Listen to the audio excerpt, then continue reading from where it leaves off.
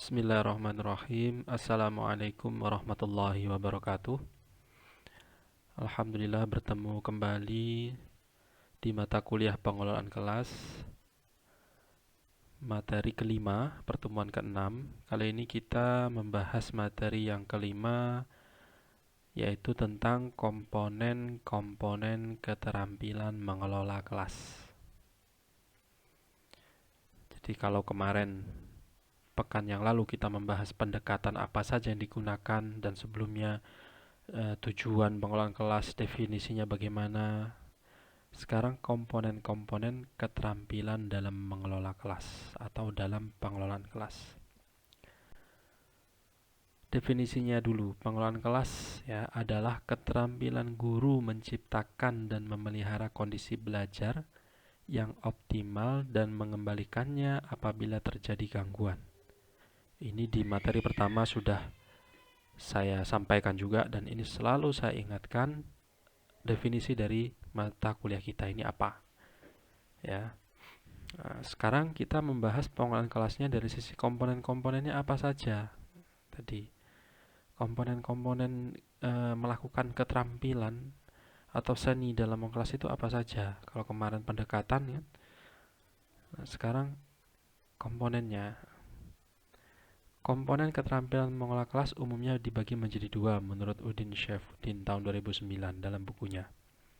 Pertama, keterampilan berhubungan dengan penciptaan dan pemeliharaan kondisi belajar yang optimal. Jadi yang pertama itu penciptaan dan pemeliharaan, kalau yang dua pengembangan. Pengembangan kondisi belajar yang optimal. Jadi ilustrasinya, jika di suatu kelas itu sudah kondusif sesuai dengan perencanaan proses pembelajarannya, proses yang dituang ke dalam RPP, rencana pelaksanaan pembelajarannya, sesuai dengan kegiatan-kegiatannya, kegiatan awal, kegiatan inti, kegiatan akhir. Nah, itu bagaimana pemeliharaannya, bagaimana supaya itu sudah bagus gitu ya, karena bisa bertahan. Tidak ada yang tidak paham misalnya, semua paham, tidak harus dilakukan pelajaran atau jam tambahan atau remedi bahkan. Nah, ini supaya bertahan itu sudah bagus itu dalam pengelolaan kelas, dalam proses pembelajaran kan. Nah, itu semua juga perlu seni, juga perlu keterampilan. Jadi keterampilan dalam penciptaan dan pemeliharaan ini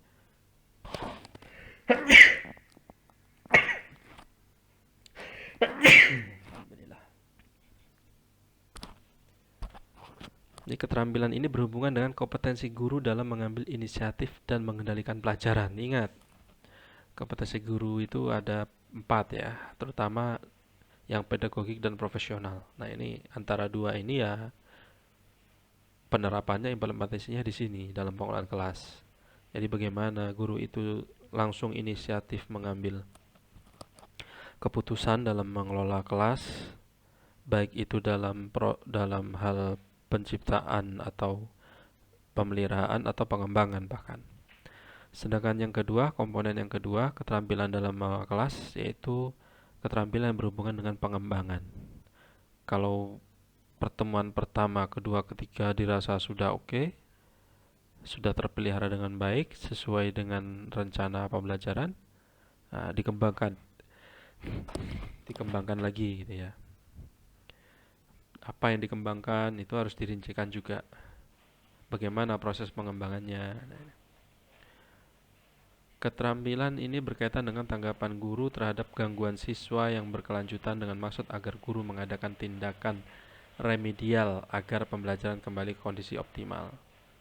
Nah, misalnya ada anak yang nakal, ya, dalam hal pengembangannya itu apakah pengembangan ke arah positif, ke peningkatan, atau ke pengurangan. Nah, kok ada pengembangan, kok ke pengurangan? Ada ini ya. Jadi keterampilan berhubungan dengan penciptaan dan pemeliharaan kondisi belajar yang optimal itu seperti membagi perhatian. Jadi sudah terkondisikan dengan baik ya. Membagi perhatian saja ini, misalnya dalam hal kelompok misalnya kan, terbagi beberapa kelompok misalnya, atau tidak kelompok masih dalam satu kelas. Bagaimana yang tidak aktif bisa menjadi aktif berpendapat, yang tidak atau belum paham bisa dikelompokkan menjadi sebuah proses pembelajaran yang bisa atau mudah dipahami dengan menempatkan ketua kelompok yang sudah paham di dalamnya gitu. Ini, guru dapat mengubah pandangannya dalam memperhatikan kegiatan pembelajaran. Mau dirubah seperti apa? Pembagian kelompok kah? Atau bahkan keluar kelas langsung misalnya ke labnya, misalnya mata pelajaran yang memang butuh lab itu ya. Atau sekarang semua bisa dikaitkan dengan teknologi ya. Nah, jadi misalnya dengan ke lab komputer membuka apa gitu yang harus berkaitan juga dengan materi pelajaran. Membagi perhatian secara verbal, guru dapat memberi komentar, penjelasan atau pertanyaan. Ini yang satu arah ya, masih dari guru. Jadi masih dari gurunya ini. Kalau yang visual ini tadi bisa diskusi, bisa saling gitu. Kemudian sikap tanggap. Sikap tanggap. Jadi penciptaan dan keterampilan berhubungan dengan kondisi belajar yang optimal itu sikap tanggap. Jadi harus bisa memandang secara seksama. Tidak hanya terfokus satu saja. Misalnya siswa itu saja. Dia yang bertanya dijawab langsung, bertanya dijawab langsung tanpa adanya stimulus kepada siswa yang lain yang kurang aktif misalnya ya, atau yang pendiam. Terus sikap tanggap segera ini ya, berarti sikap tanggap ini segera untuk apa namanya penciptaan dan pemeliharaan ini. Gerak mendekati. Nah, ini supaya tercipta terus kan, supaya terpelihara terus kondisinya ini. Harus sikap tanggap harus ada. Gerak mendekati, ayo kamu kenapa kok tidak menjawab, kamu kenapa kok bermain sendiri gitu kadang kan. Memberi pernyataan.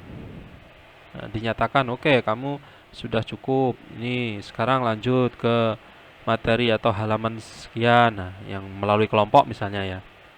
Memberi reaksi terhadap kekacauan. Misalnya ada kekacauan, langsung harus tanggap, diberi reaksi.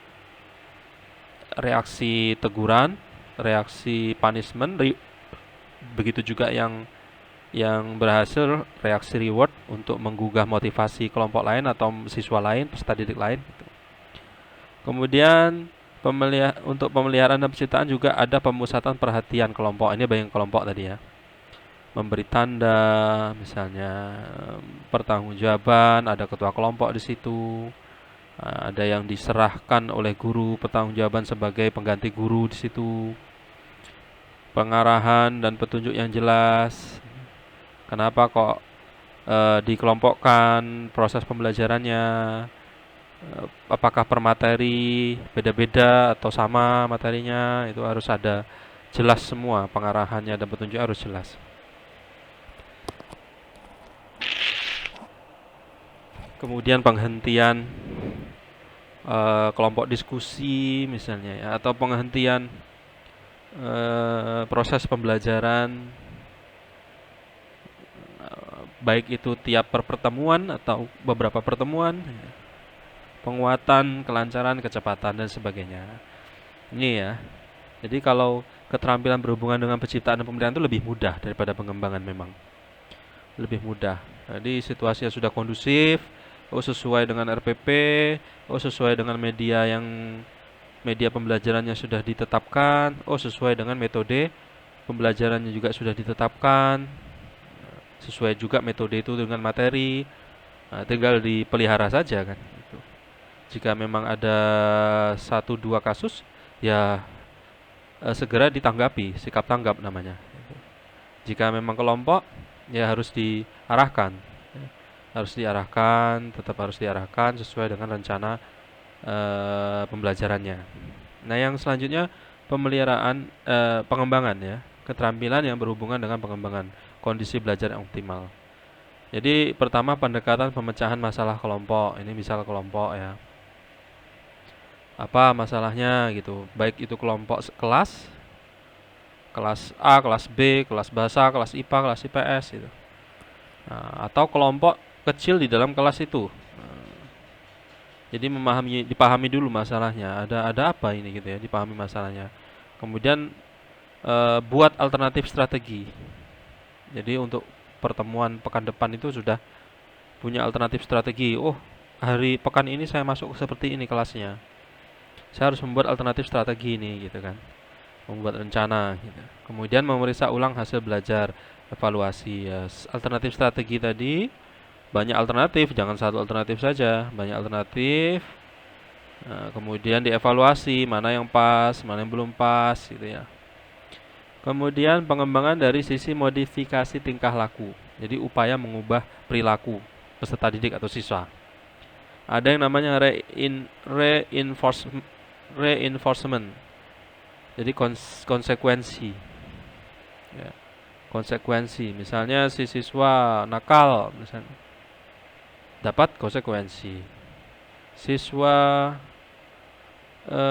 yang baik, misalnya kalau zaman saya dulu itu, halo yang bisa jawab duluan boleh pulang, misalnya gitu ya.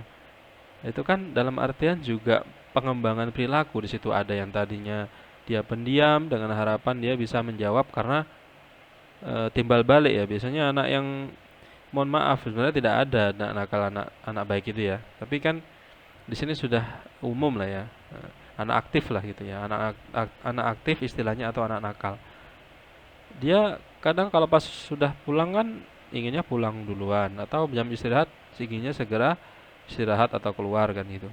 Nah, itu dipancing dengan kondisi belajar yang memang itu untuk agar terbawa dia ke sana gitu. Makanya itu namanya konsekuensi. Yang kedua punishment tadi, hukuman. Hukumannya harus positif lah ya, jangan ke negatif.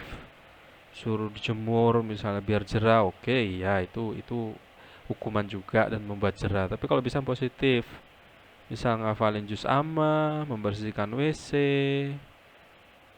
apa lagi misalnya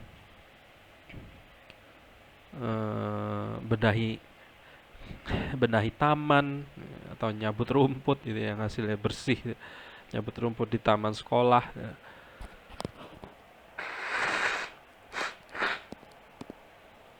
atau merapikan parkiran gitu ya. Tuh. Kemudian prompting and feeding, suatu peristiwa yang memudahkan anak memulai suatu respon. Suatu peristiwa yang memudahkan anak memulai suatu respon. Jadi diberi pancingan ya, diberi pancingan-pancingan seperti pulang tadi itu. Memudahkan anak untuk segera cepat pulang gitu ya, dengan merespon pertanyaan yang diberi agar dijawab oleh dia gitu. Kemudian menemukan dan memecahkan tingkah laku yang menimbulkan masalah. Ya, yang pertama behavioral excesses, perilaku negatif yang ingin dikurangi.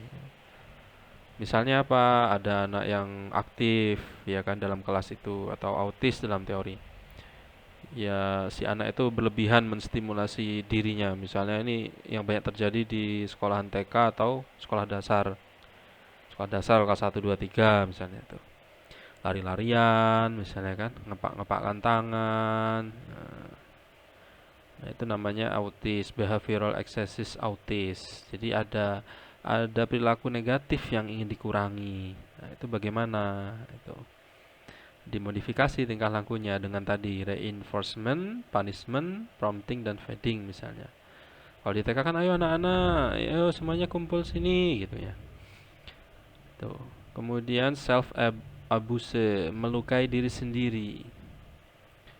Self abuse, melukai diri sendiri. Kalau kita biasanya bacanya abuse kan. Self abuse, melukai diri sendiri. Itu biasanya anak-anak kan kalau ada yang perilakunya kalau tidak senang menurut dia ngamuk-ngamuk sendiri kan, nyakar-nyakar sendiri, nyubit-nyubit sendiri gitu kan. Terutama tadi tuh anak anak dasar tadi, sekolah dasar, sekolah TK, PAUD itu ya. Nah, itu bagaimana pemecahannya supaya tetap optimal proses belajarnya, itu harus ada modifikasi tingkah lakunya. Tantrum misalnya jerit-jerit, ada juga kan. Agresif ada juga, yang melukai orang lain. Nah, ini kalau saya ingat ini dulu saya waktu kecilnya ya agresif. Saya melukai teman saya ini kalau kalau apa namanya? ada yang tidak senang atau mengecewakan saya atau peserta didik gitu ya. Macam-macam memang kan modelnya peserta didik itu. Makanya harus bisa dipahami dengan ini tadi, teori behavioral excesses. Kemudian yang kedua, behavioral deficit, perilaku positif ditingkatkan. Nah, tadi perilaku negatif yang dikurangi, perilaku positif ditingkatkan. Misalkan ada itu anak yang benci mapel khusus, misalnya benci matematika, senang sejarah misalnya ya, atau senang sejarah, senang matematika, benci agama misalnya, yang terutama yang keagamaan ya, prodi keagamaan misalnya ada Arab Gundul itu kan, ada itu seperti itu. Itu harus ditingkatkan dengan apa tadi ya? Kalau dengan medianya, dengan metodenya ya ada remedi misalnya, ya kan? Kalau dengan apa pusat perhatian misalnya, atau dengan modifikasi tingkah laku ini tadi, diberi reward atau diberi stimulus, prompting and feeding tuh. Nah, kemudian apa yang sering melanggar, yang nakal gitu. Nah, kemudian solusi dari yang kedua ini, behavioral excesses dan behavioral deficit ini ya harus di screening dulu awalnya. Apa sih anak ini? Masalahnya di mana gitu. Ini kurang senang dengan matematika, di mana masalahnya gitu. Kemudian baseline. Solusi ke tahap selanjutnya yang kedua adalah baseline. Perilaku yang hendak dirubah itu yang mana? Oh, dia benci matematika. Oh, dia nakal. Oh, dia kurang perhatian, mencari perhatian. Oh, karena orang tuanya tidak di rumah, jadi dia cari perhatian dengan gurunya. Nah, harus di baseline dulu. Perilaku yang hendak dirubah mana, harus di screening dulu supaya tahu, kemudian dirubah, baseline namanya. Kemudian di treatment, ada trainingnya, ada teachingnya, diberi pelatihan, diberi pembelajaran misalnya. Dan terakhir di follow up ya, diawasi terus dibimbing, follow up namanya. Oke, itu dia komponen-komponen pengelolaan kelas ya, komponen-komponen keterampilan pengelolaan kelas. Silakan teman-teman, ada yang kurang dipahami bisa ditanyakan di kolom komentar. Saya akhiri, wassalamualaikum warahmatullahi wabarakatuh.